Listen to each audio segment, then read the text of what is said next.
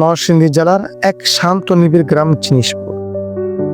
এই গ্রামের বুকে দাঁড়িয়ে আছে এক নীরব ইতিহাসের সাক্ষী, জিনিসপুর কালী মন্দির। আজ আমরা জানবো এই মন্দিরের ইতিহাস, স্থাপত্য আর এর সঙ্গে জড়িয়ে থাকা জনজীবনের কথা। জনশ্রুতি অনুযায়ী জিনিসপুর কালী মন্দির নির্মাণ হয়েছিল প্রায় 150 বছর আগে। নরসিংদীর প্রাণের মাঝে লুকিয়ে আছে অনেক ইতিহাস এবং সংস্কৃতি। আজ আমরা এসেছি জিনিসপুরে, যেখানে দাঁড়িয়ে আছে প্রায় 100 বছরের ঐতিহ্য নরসিংদীর কালী মন্দির।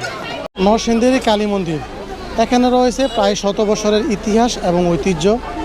হিন্দু ধর্মাবলম্বীরা বিশেষ করে আজকে নাকি অমাবস্যার রাত, আমরা একজন দর্শনার্থীর কাছে আমরা জানতে পারলাম।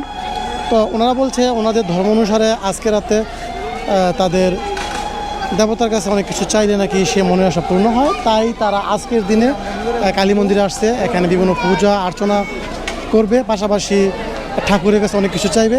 এই কারণে এখানে অনেক মানুষ জামায়াত হয়েছে। তো এখানে আজকে মেলার মতো একটি পরিবেশ তৈরি হয়েছে। এখানে কিন্তু ছোটোখাটো মেলা, বৈশাখ উপলক্ষে কিন্তু তারা মেলাটা করতেছে। তো আমরা আপনাদেরকে দেখালাম যে এই কালী মন্দিরটা ঘুরিয়ে। এখন আমরা একজন দর্শনার্থী সাক্ষাৎকার নিব, দেখবো যে ওনারা কী বলে। মা জিনিসপুর মা কালীর মন্দির, এখানে প্রতি মাসে বছরে বৈশাখ মাসে 13 তারিখে পূজা হয়।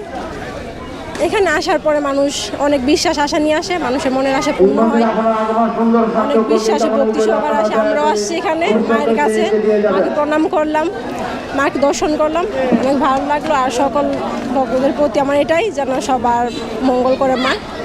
জনশ্রুতি অনুযায়ী জিনিসপুর কালী মন্দির নির্মাণ হয়েছিল প্রায় 150 বছর আগে।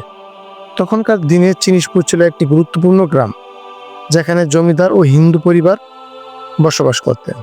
এই মন্দিরটি নির্মাণ করেছিলেন স্থানীয় এক জমিদারের পরিবার, যারা মা কালীর ভক্ত ছিলেন। মন্দিরটি প্রতিষ্ঠার পিছনে রয়েছে এক অলৌকিক গল্প। শোনা যায় এক রাতে কোনো এক ভক্ত স্বপ্নে দেখে মা কালী এখানে একটি মন্দির চান। এরপরই শুরু হয় নির্মাণ। তখন মন্দিরের আশেপাশে ছোট্ট এক শিব মন্দিরও তৈরি করা হয়েছিল।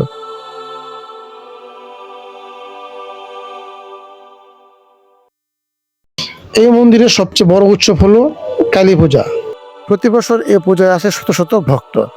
শুধু হিন্দু সম্প্রদায়ের লোক নয়, স্থানীয় মুসলমানরাও সহযোগিতা করেন পূজার আয়োজনে।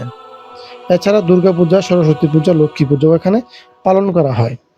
জিনিসপুর কালী মন্দিরে একজন দিদি আসছে এখানে প্রদীপ জ্বালানোর জন্য, আর পাশাপাশি এই মন্দিরে ওনারা পূজা করার জন্য। তো এখানে কিসের জন্য আসছেন?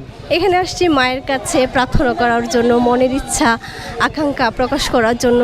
আর আজকে অমাবস্যা তিথিতে মায়ের পূজা হয়, অশুভ শক্তি নিধন করার জন্যই মা জাগ্রত হয়ে আমাদের মনের আশা পূরণ করে। এই আর কি, এই বিষয় নিয়ে আর কি, মায়ের সাথে যেন পৃথিবীটা শান্ত থাকে, সুস্থ পরিবেশে পৃথিবীতে যেন আমরা ভালো থাকতে পারি, এটাই হচ্ছে মায়ের কাছে কামনা করি আর কি।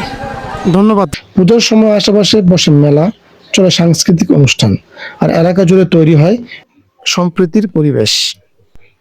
জিনিসপুর কালী মন্দির হিন্দু সম্প্রদায়ের ইতিহাস, সংস্কৃতি আর ধর্মীয় সহাবস্থানের এক উজ্জ্বল উদাহরণ। সময় এসেছে এই ধরনের স্থাপনাগুলোকে সংরক্ষণ করার।